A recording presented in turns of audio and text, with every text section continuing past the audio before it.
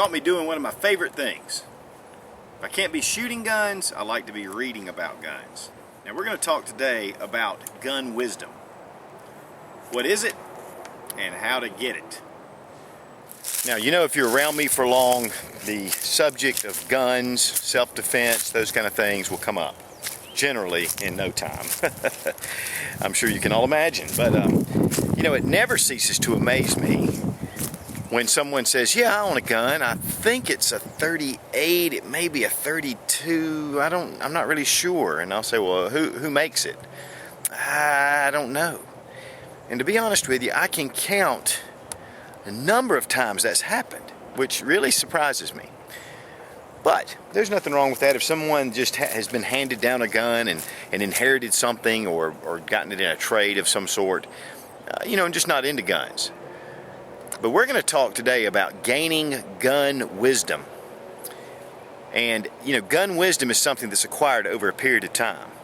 Here are a few books from my gun library. I just dug this box out recently, just looking at some of the gun books that I've had, that I've read, all kind of, whether it's for like practical shooting, like this Brian Enos book, which is pretty old, you know, the Hunter Shooting Guide, Basic Reloading, just talking about disassembly, gunsmithing, Colt Automatic 45, old military manuals, and I have a lot of other. Here's an old do-it-yourself gunsmithing, and then here's an Outdoor Life gun data book. And I have a whole lot of reloading references, a lot of other books. In fact, I just happened to have this box and opened it.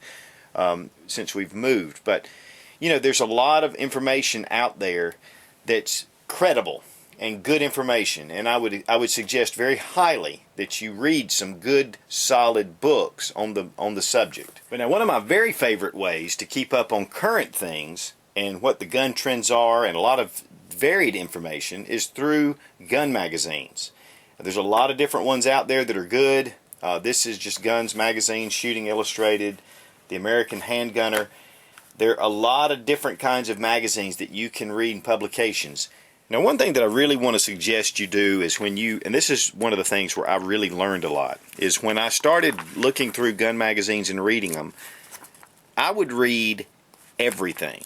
Even if something didn't necessarily, wasn't necessarily something I was interested in.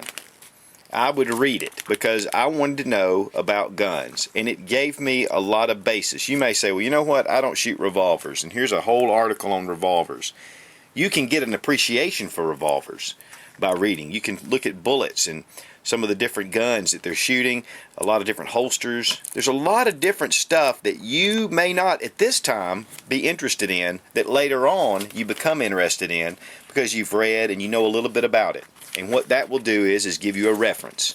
So when guys that start talking gun talk, you can join in on the conversation. And then here we go. This is Shotgun News. I really like Shotgun News, always have. And to be honest with you, I probably look at all the different products that come out as much as anything. There's a lot of gun prices in there. This is just a very fun gun to look at. And there's also good information, and sometimes they'll put out some specials like this one. In fact, I've got the newest Shotgun News treasury inside. But these are just some things that get you staying current with what's going on, the gun trends, and what's new.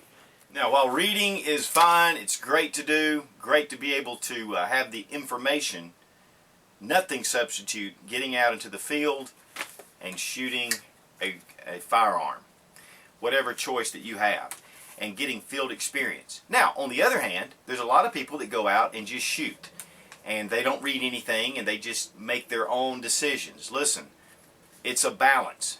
That's where gun wisdom comes in. You do your reading, you begin to understand basic philosophy of guns, you begin to understand the engineering and the science of guns. There is a science because of the charges and the ballistics and everything. So when you combine the two together, it becomes a practical knowledge, and then it becomes gun wisdom. Shooting can give you a lot of practical knowledge that you can't learn through a book, knowledge that is only experienced putting your finger on the trigger and pulling it, looking through the scope, going to your target, checking it out, watching your progression. These things all work hand in hand with reading and understanding and getting around guys that really know about shooting. That's also a big plus, is getting around guys that know a lot about shooting and that are really on spot. I'm going to give you a prime example of shooting versus knowing about guns. This is, of course, a Glock Model 23 and 40 Smith & Wesson. And I've had Glocks for a number of years. But to be honest with you, there was not a lot of background information that I knew about it. There were a lot of things I didn't really realize about the Glock pistols. I've always loved the way they've shot. I've always enjoyed shooting them. But really, once I started doing some reviews, I started studying out some of the information and found a lot of fascinating things about the Glock. So reading and shooting together feather in and will really give you a very good knowledge and a background on firearms. One good source are forums. Forums where guys really know what they're talking about, especially if you're talking about a specific subject like a shotgun. You want to know some things about shotgun. I know I'm a member of AR15.com.